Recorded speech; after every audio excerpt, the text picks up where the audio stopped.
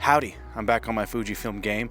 I've got an X-T5 coming in and a few lenses that Fujifilm actually just sent me arrived today. But since I'm back in the Fujifilm game in full effect in the X-mount system, I started looking at the lens roadmap and things that have already been released. I'm super excited about GFX, I'm super excited about the Eterna, and I'm super excited about, I don't know, internal focusing or internal zooming, who knows. But what I really want to be excited about is these specific lenses that I wrote out right here. These are the 5 lenses that I wish Fujifilm would actually make. Number 1, an XF 18mm f2 RWR LM pancake-ish lens. Everyone knows the 18mm f2. It is a cult classic. You put that on your X Pro 3 or X Pro whatever, and you're going to be having a great time. The rendering looks nice, the sharpness is there, and more than anything, it just handles highlights and colors. One of the best lenses to handle those two things in the Fujifilm X-mount system. But it's a little old. It's one of the original Fujifilm lenses that came out, so it's a little bit long in the tooth, and so I want to give Fujifilm the opportunity to make it right and bring us the second gen. I get it, the 18mm 1.4 is a great lens, and a lot of people really like that lens, and you don't want to kind of overtake the hype that lens has, but honestly, just do it for us. Now on this, R, WR, and LM stands for ring, meaning it has an aperture ring, WR meaning weather resistant, and LM meaning linear motor. And I know for this to happen and for it to resolve the 40 megapixels, you're probably going to have to make the lens a little bit bigger. But to be honest, a little bit bigger doesn't really scare me. So if you have had that lens or know about that lens, I think the 18mm f2 becoming a little bit bigger in order to get us all these extra things, would just be fine for most of us. So Fujifilm, get on it. Number 2. The XF 23mm f2.4 RWR LM pancake. We're at another Fujicron, the 23mm f2. A lot of people love it or a lot of people hate it. People complain about it's not that sharp, wide open at 0.6 centimeters away from the subject, and don't even get me started on why it's so stupid to hate on non-macro lenses for not being a macro lens, but I do think it'd be nice to have a refresh of this. The 23mm f2 is still a great lens. It's still a great walk-around lens, but I think we can do better. By switching to an f2.4 aperture, you're able to potentially make it a little bit smaller. I realize that giving something linear motors, making it weather resistant with a ring at f2, you're probably not going to be able to do based on the groupings that you have right now. That can still resolve 40 megapixel, but maybe with a 24 or a 2.4 aperture, you might be able to do that. And again, this is just for the sake of having a pancake, and for most people that are shooting this kind of lens for street, you're not really worried about that 2.4 aperture, and let's be honest, it's not going to be a huge deal breaker. That half of stop between f2 and f2.8, it's not going to really ruin your images or make it to where it's unusable. Those of you that are scared of smaller or wider, I forgot what the term is, smaller maximum apertures, just kind of grow up a little bit. There are more people than just bokeh whores out there in life. Next up is an XF 90mm f2.8 RWR LM, and this right here is probably the one that I think could be the biggest bang in the Fujifilm market. Everyone knows about the Contax G lens, the 90mm f2.8. Fujifilm just either copy that body size, copy the optics for all I care, but having a lens like this as an alternative to the god tier lens 90mm f2 RWR LM would just be icing on the cake for the small Fujicron system. I would love to take something like this with me for landscapes. This would be a great portrait lens. This would just be the perfect all-around lens for a lot of people who, for the 90mm, it's just too big comparative to their smaller size cameras. And now that we have word that the XE5 is actually going to show up, we've already got all these X Pro lovers. You have the XM5, you have the XT30. Travel photography is something that I think people are getting more and more into as we realize that paying for things like, seeing our favorite sports teams is just out of the question because they priced out actual fans. And now everyone wants to touch grass and be outside because what else can we afford? But yeah, just the versatility for portraits, landscapes, and travel, I just think it'd be great. It's a small lens that I'm hoping could be just a little bit bigger than the 50mm f2. Whether people want to talk about it or not, I think that a lot of people would appreciate a 135mm kind of a smaller lens. I think smaller is better.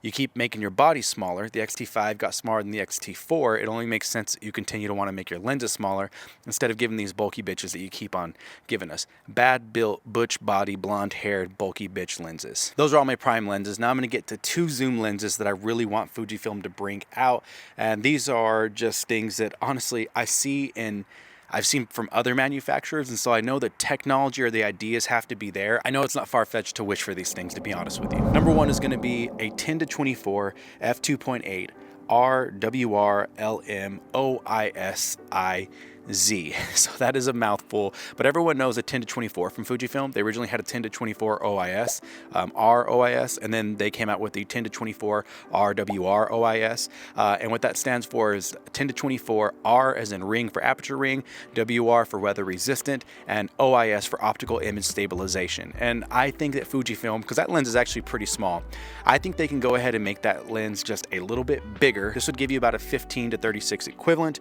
at f2.8, but it would have an aperture ring, weather resistant, linear motors, it would be optically image stabilized, and the IZ stands for internal zoom, meaning it doesn't telescope out whenever you're zooming. And I think this would be great because people would use this, number one, for video work, gimbals, anything like that, running gun. This would be the perfect thing because it's now making your rig not off balance, it's not protruding anymore. It is just a great lens to potentially make for filmmakers and for landscape and for portrait and for event photographers. This could be one of the perfect do-it-all lenses for the Fujifilm X mount system. Wide lenses are fun, and then being able to get to that 35mm f2.8 focal length equivalent would again be amazing. And if you pair this up with the 16-55, I think you're just in fantastic territory of now setting yourself up to have your holy trinity of the 10-24 f2.8, your 16-55 Mark II f2.8, and then of course coupling it with the soon to be coming 50-140 f2.8 Mark II. I think Fujifilm would knock it out the park with their holy trinity of lenses, to where if people wanted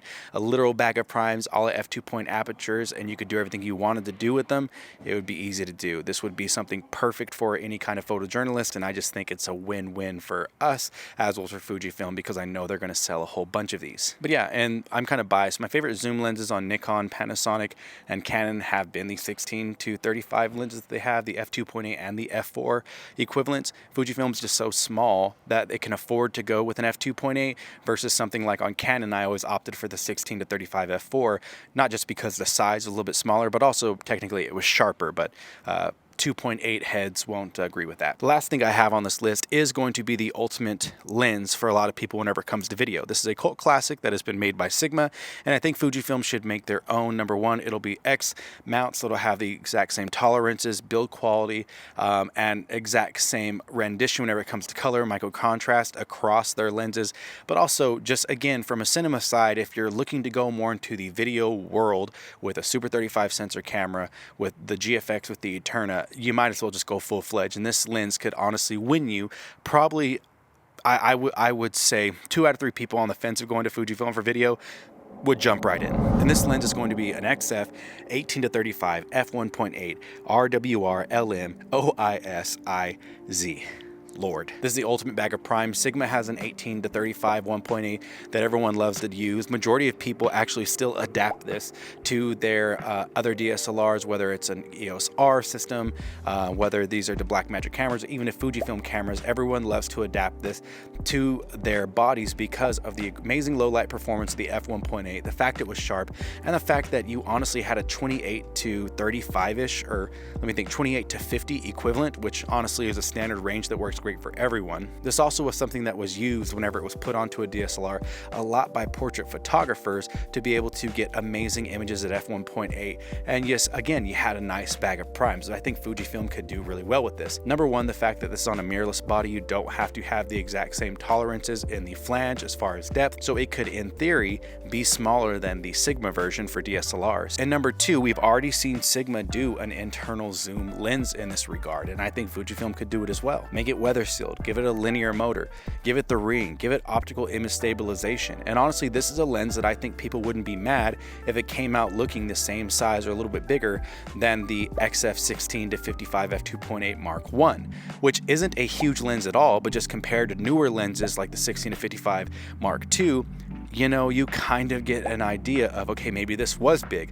But for an f1.8 lens and for the focal range that it's at, I think people would forgive it a lot. Anyway, these are the lenses that I've been thinking about that I would love if Fujifilm had. I like pancake lenses. I really do love them. The smaller, the lighter, the better for me. It just means more things that I can carry with me whenever I do need the options. And more than anything, I actually have fallen back in love with zoom lenses, especially across pivotal zoom ranges for landscape and for event photography, which I do quite a bit of on assignment and for leisure. And so whenever it comes to these things, that 10 to 24 and that 18 to 35 would be at the top of my list, and that would be an ultimate pre-order for me.